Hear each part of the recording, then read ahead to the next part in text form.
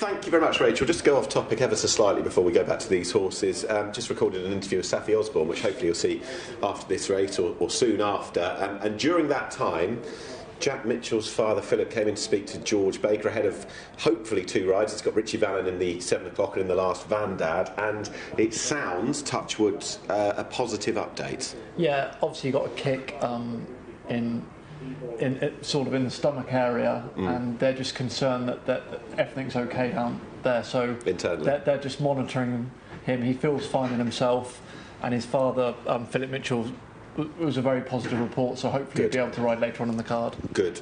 And he's got those 2 interesting rides to come, potentially, and best wishes to him.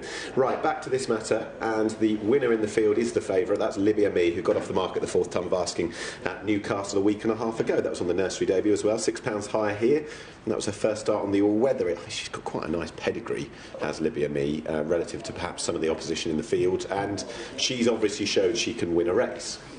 Yeah, and it was a very, very impressive performance, I thought, at Newcastle. It was. She sort of was ridden with restraint and ridden by James Sullivan on that occasion, and when he wanted room he was able to he didn't barge horse out the way, but he was able to fabricate a gap, whereas if you weren't going well that wouldn't have happened. And you can upgrade her performance. She was a 2-length victor, beating Love of Zophany and Maker of Light pretty smoothly, and she has the potential to be a bit better than Mark. But I think the only slight concern I have with her going forward is her run style on this track. If they ride a similar sort of way, as we've seen in previous weeks, it can be quite a hard track when you're running in these sort of lower grade Class 6 races. When you're trying to come through your run, it's very hard to get a smooth passage through the field at times. So it'll be interesting to see how her rider on this evening, Dougie Costello, sort of approached this race on a good draw in stall 3. There were a couple in here, perhaps like the favourite. I'm very much of the opinion we wouldn't have seen the best of.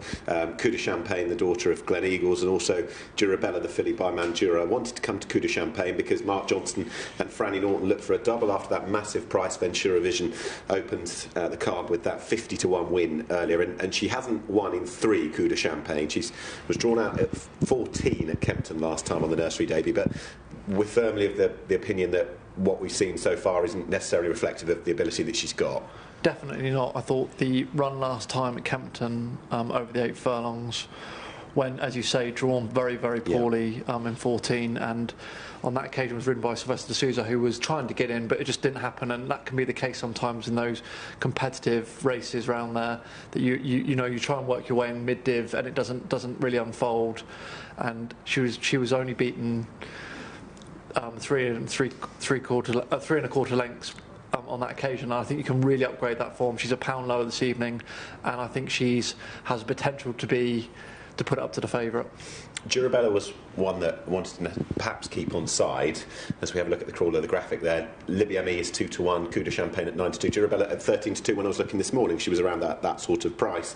And that run at Leicester last time wasn't a bad effort by any means. As mentioned, this could give a bit of context to the chances perhaps of Libya the Empress in our next division of this at 6 o'clock. But I think we'll see her in due course, this daughter of Mandura, with the stamina down the sire's side. I think we will see her over a bit further in due course. She's also a relative of horses who knew how to win over a mile. Well, and they're sort of later developing types, yes, aren't they? Yeah. That's a key thing I noticed. She has potential to carry on a progression and improve. And I thought the run at Leicester, albeit when things didn't go that smoothly, was an improved effort again. And I think with a better trip round, and I think probably on a slightly nicer surface, she's, as we've seen with her, she's relatively unfurnished when you look at her, and I think she'll improve with racing and time, but you can upgrade that effort at Leicester a little bit. The sire was the definition of improvement, wasn't he? Manduro way back when he went through the gears and the grades, age 3, 4, 5 and beyond. Cuban Cigar for Richard Hannon. He's around about 13-2, 8-1 shot, I beg your pardon, who's had the 5 starts so far and up to a mile for the first time. What are we likely to see today? Well, I think Luke Catton will be keen from stall 12 to get in a little bit and get into a smooth rhythm. And as we saw, this horse is not short of speed last time, so stepping up to 8 furlongs is of interest. And I think he'll just try and get into a smooth rhythm and ride this horse to finish off, which he didn't really do at Lingfield last time, but was ridden quite aggressively early doors to get a pitch.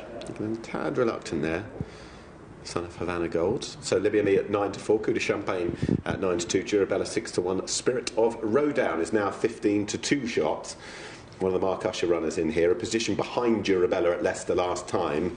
As mentioned, Mark Usher with Arlecchino Shade in the same race, and now finds itself around about 15-2 shot. Yeah, I think, as we said when we were doing the paddocks with Spirit of Rowdown, there's potentially a bit of improvement if he can get into a better break and into the race. He sort of got himself quite detached on pretty poor ground at Leicester last time, and maybe round here on better ground and a better break there might be a little bit more to come from him. Right, it's all about the 2-year-olds then, early doors on this card. Race 3 of the 8, and it's the first division of the Tote.co.uk free streaming every UK nursery handicap. It's run over a mile, and Division 2 will follow hot on the heels. Cuban Cigar goes in under Luke Catton, and with that we'll pick up the commentary. Set, and they're off. They've raced away Division 1 of the Tote.co.uk, free streaming every UK race nursery handicap over the 1 mile journey, and the first one to begin is Champagne Hazard. That one is travelling up early on with Spirit of Rowdown for company in the blue and pink with the white cap. Next in the lineup then is Coup de Champagne in a handy third as they begin to race in toward the back straight, with Cuban Cigar in fourth, just in front then of the blue and yellow of Durabella. Next is Libya Me, then Amberella wider out from Paco Bell. Behind Paco Bell is All in the Game, together there with Adila, who's in maroon and white silks. More toward the inside is My Little Queens, the black and orange silks. Katie's Kitten is towards the back of the field, along with Arlecchino Shade, and the back marker is the ridden along Vivid Imagination. It's Champagne Hazard under Gaia Bonnie that leads them out of the back straight from Spirit of Rowdown, who's racing there in second. Coup de Champagne in third, and Durabella's back in fourth, and Libya Me is handily poised in behind with Paco Bell. Well, that one's white face, the red cap to the inside. Cuban Cigar wider out, has a good look at the front as well as Champagne Hazard will work back towards the final quarter mile, the lead of about a half a length over Spirit of Rowdown in second. Cuban Cigar racing up toward the outside of Coup de Champagne, and then came Durabella in the yellow and blue from Paco Bell on the inside. Then Amberella is trying to get going from Libya Me. They race now down towards the final furlong. It's Cuban Cigar to the outside under Luke Catton in the dark blue, pressed on the inside by Coup de Champagne. Between them the battling Spirit of Rowdown. Cuban Cigar just in front from Spirit of Rowdown and Coup de Champagne. It's Spirit of Rowdown who's come back here, and Spirit of Rowdown is in front at the line to beat Cuban Cigar. Coup de Champagne in third, then Amberella ahead of My Little Queens and Durabella.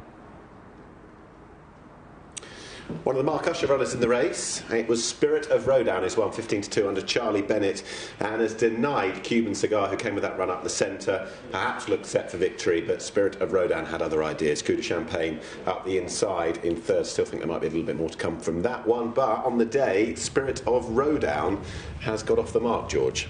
Yeah, it was a good performance. It was. And travelled, you know, sort of got into a good rhythm from stall 6. Nice and forward, and it looked like a race where it proved to be on the pace again.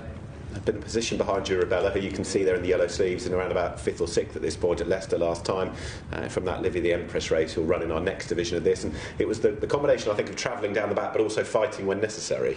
Yeah, it was a genuine performance, wasn't it? Yeah. And you can see Charlie Bennett from stall 6 here was got much better break than we saw last time at Leicester, and that put him on the front foot and was able to go and get a nice position and travelled around pretty smoothly. He was just sort of upside Franny Norton there. He's looking to take a lead from Champagne Hazard and Gaia Bonnie, and he was able he's sort of in a really, really good Chelmsford position as the race unfolded. But again, the first, second, the third, not necessarily in that order. Behind Champagne Hazard, our front rank at this point.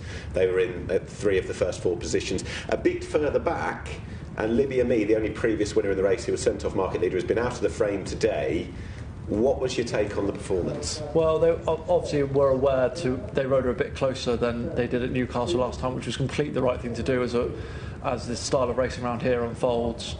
But when you saw her going into the top bend there, Doug Costello never looked really happy. He was from quite this tight, point onwards, definitely. Quite tight from him, but he was always hunting her along and trying to get her to go forward. And she just didn't look like she was travelling that comfortably. And seemed to get snatches a bit. Yeah, a little bit in snatches, but I just don't think she really liked being really tight for room as she was. She just looked uncomfortable in the hustle and bustle of it. Given the way that she made up her ground a little bit further on the far side at Newcastle up the straight track last time. Yeah, I think they were just very tight for room, and maybe she enjoyed last time just being allowed to find her feet and come home and get organised, whereas she had to be much more. Not aggressively ridden, but had to be closer to the pace today. Girabella got a little bit squeezed up there by the eventual third, and a bit further back, and the pale sleeves of Amberella. What was the mark on that performance today? Running on a bit. Who was a monster price in that novice race at Kempton last time, but bit by bit, and into Nursery Company over the mile here, perhaps stepping forward again. Yeah, she's getting the hang of things, isn't she? Yeah. I think the step up to the 8 furlongs today has really helped her, and there may be. I mean, this was we have to put this in perspective. It was a Class 6 race. It was an open race, but she's run with much more promise than we've seen recently. A little bit further back, and in the red, All in the Game, who I think was backed in from sizable prices, seemed to travel all right, but in the end has been very, very well. I'm not going to say well held, well beaten in the end, but seemed to travel all right throughout. Yeah, you could see Liam Canary, who was noticeably travelling very strongly around the top end, but I suppose as the race unfolded, there was nothing really leading him through, which would have been that would have been an ideal scenario for him to get a smooth lead through, and it just didn't happen. And lots of experience was placed at Lingfield on easy ground a couple of starts ago, Spirit of Rowdown, and on the 7th time of asking, it's all clicked together, fought for the victory there, and Rachel's got the SPs. And isn't it lovely when it does? Well done to Mark Usher and to Charlie Bennett and Spirit of Rowdown, who has landed race 3 here at Chelmsford City. Division 1 of the Nursery at 15-2, Cuban Cigar at 8-1, and Coupe de Champagne back in third at 4-1. Now, last month, the Racing World...